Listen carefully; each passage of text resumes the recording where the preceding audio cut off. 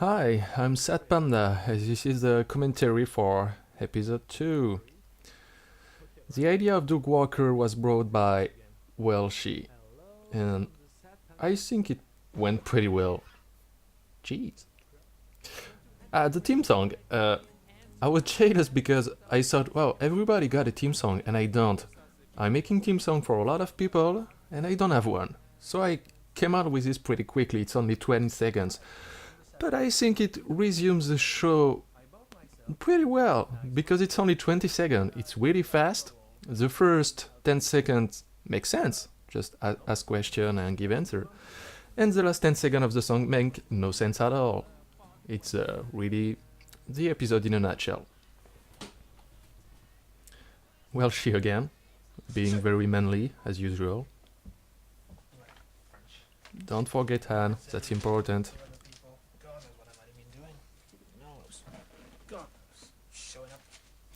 So this is the idea of Welshie. He told me he wanted to be his character to be like forced to ask the question. And at first, I have to say I didn't like that.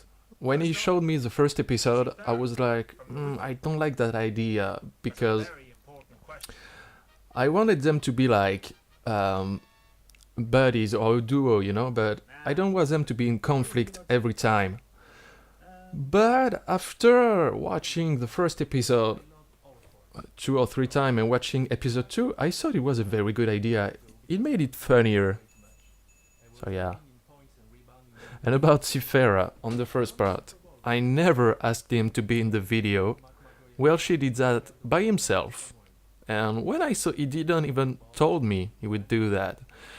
So when I saw it, I was kinda surprised, but I saw, hey, it's really damn funny, so there's no problem for that.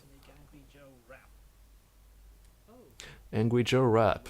Yes, 8 months later, I'm still waiting for the lyrics.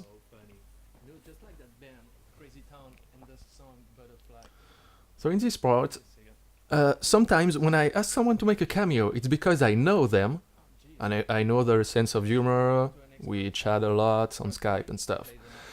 And I have to say, I think it's the rapper with the glasses or the rap critic, Andre Jackson. I never talked to him before. I saw his video and I was really impressed with his work, and I thought, I want this guy to be in my video. So I contacted him, and he told me he was pretty busy at the moment, but he would try to do his best, and that's it. We never talked again, except for the time where he asked me several times to be sure to put his YouTube page somewhere, and I said, no problem, man, I will do that. I think he insisted a lot about that. It was a really damn good job he did there. So, and plus it's free to just put his YouTube address. So I think it went well. But since then we didn't talk again. That's too bad. He seems like a good guy, a nice guy. But yeah, I think it's the only cameo where I never talked to the person again. But yeah, pretty good. He got a lot of charisma. You gotta respect that. And the line he wrote about Crazy Town, he did it by himself. I just gave him the basic idea, and he did everything by himself. So, kudos.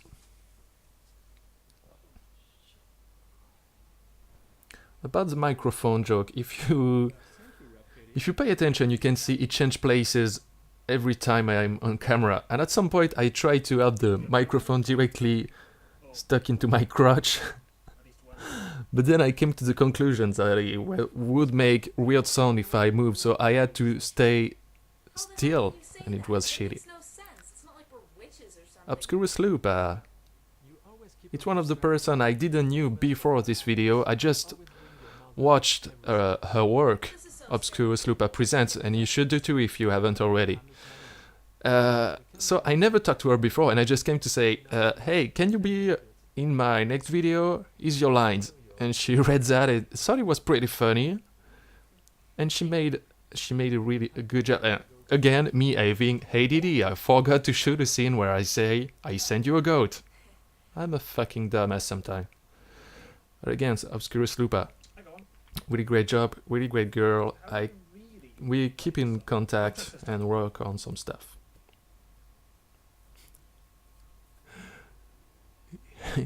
Here's once again a joke I think well she pushed too far. Like the first joke in the first episode for the joke, how do you write a song? And I write a song. He went by the idea it would be funnier if I take a long time to write the word. And I think a lot of people didn't like that joke. I still find it pretty funny, but whatever. And in this part again, well, she went on a long time. Again, I was just playing along, and basically all you see right now is improvised. And I thought, well, she will cut a lot of stuff, but no, he kept everything and added some of his stuff, so it went forever. And the ending of the joke is just me realizing the microphone is not on camera. And just after I smile, I put the microphone back on the picture, and you can understand you couldn't hear me because the microphone wasn't here. But he didn't use that. He preferred to make a shameless plug for Spine Breakers. That's cool. It's a good show. And this is the first real question someone asked me directly. I still don't know if the guy was joking or was or not, but I thought, yeah, whatever. And I came up with the idea of a French pinata. Yes, it's a condom full of cum that you explode.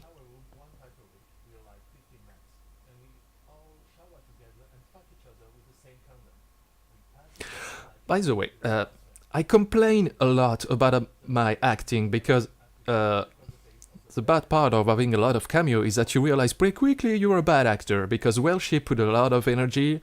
Benzai and Phalos did that too. Skitch got his really outstanding voice and charisma. Obscurus Lupa is good at acting. The rap critic was good too. Cipher was good. And me, I realized I'm not good at acting. Always have this bland expression on my face. And Skitch and well, she told me, but man, that's what you're good at it, because you can say the most nonsensical thing and keeping a straight face. And it's really awesome. I don't think a lot of people can pull that off. But again, I told them, dude, I'm not acting. I'm like that in real life. And I will keep on this story on the next episode. I'm running out of time. But then again, it was I think it was the best episode so far to work with because, well, she did a very fantastic job on editing and adding the jokes, and everyone that took part in it did a really fantastic job. They really respected what I wrote in the first place, and it came out pretty good. And yeah, this is me about self-esteem, loser. And thanks to Doug Walker. Yeah, that's my address. Write me, I love you. And again. Silence!